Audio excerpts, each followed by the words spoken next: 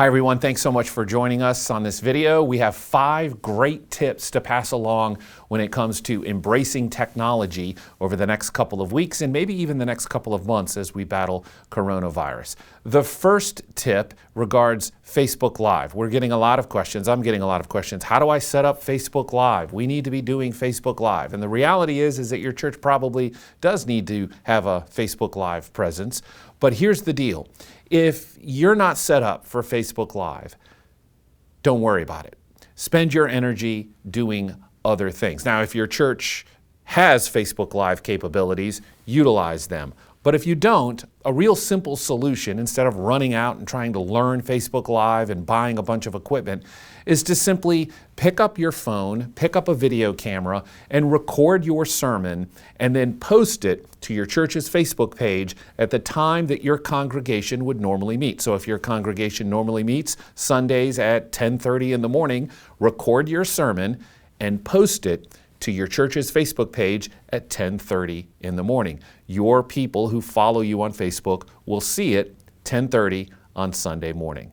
Another little tip here, a relatively new tool that Facebook has rolled out is what's called a watch party. So on your church's Facebook page, when you post your video, start a watch party. Now it's not exactly Facebook Live, but what it does is it gathers all of your friends, all of the people who follow your page and say, hey, this church is about to share a video. Would you like to join us as we watch together? So utilize that going forward. The second tip is Facebook Live. Now, what do I mean? Because I just said how Facebook Live really isn't designed for a sermon. And it's not. Facebook Live is more designed less for a monologue, which is a sermon, and more for dialogue. So you don't need to buy a bunch of equipment and a new soundboard and a new camera to go live, because you can go live right here on your phone for Facebook Live. So here's where Facebook Live really will help over the next couple of weeks. Facebook Live is not designed for, as I said earlier, a sermon, which is essentially a monologue. Facebook Live is really designed for dialogue.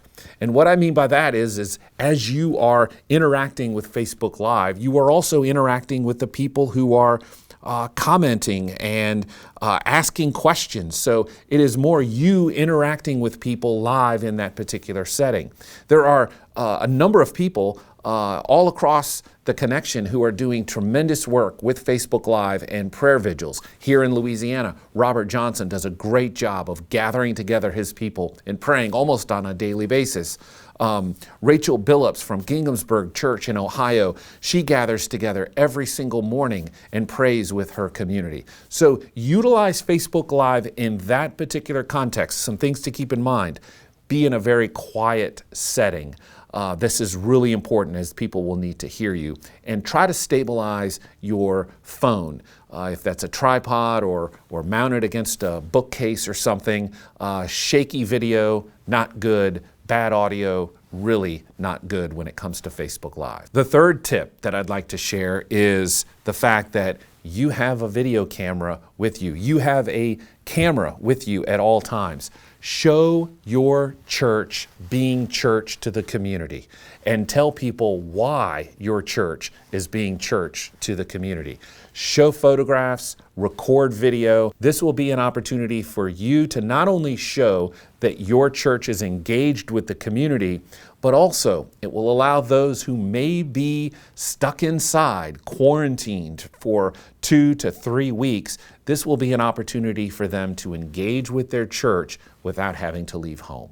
The fourth tip is online meetings. Which channel should we use for online meetings? That's another question that we're getting a lot of. They're all great. Skype, GoToMeeting. Here at the conference office, we use Zoom. The reason why we use Zoom is because it's free, but also because it works and it's really, really good for mobile platforms. So we highly recommend Zoom, but any opportunity for you to do online meetings, embrace it. There's a little bit of a learning curve as you gather together for the first time, but the more you do it, the more you're going to get used to it.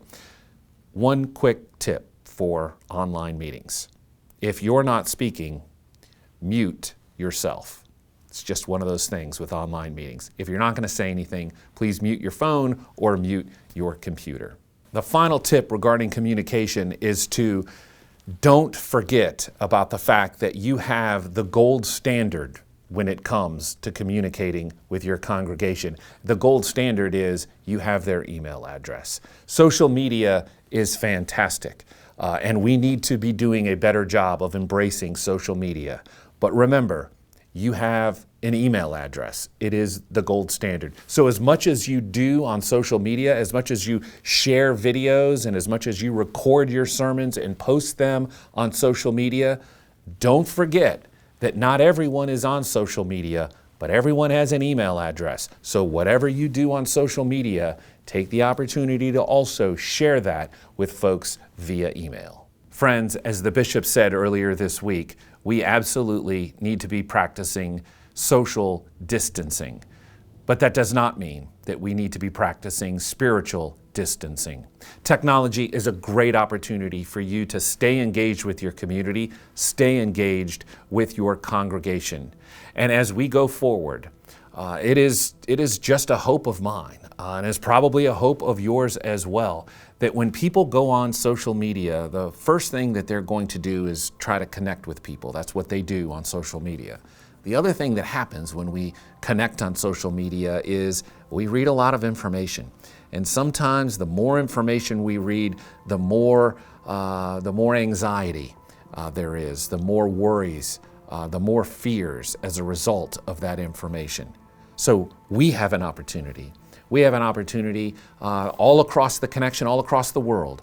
We have an opportunity to remind people that we worship a God that is bigger than all of this, a God that heals, a God that sustains.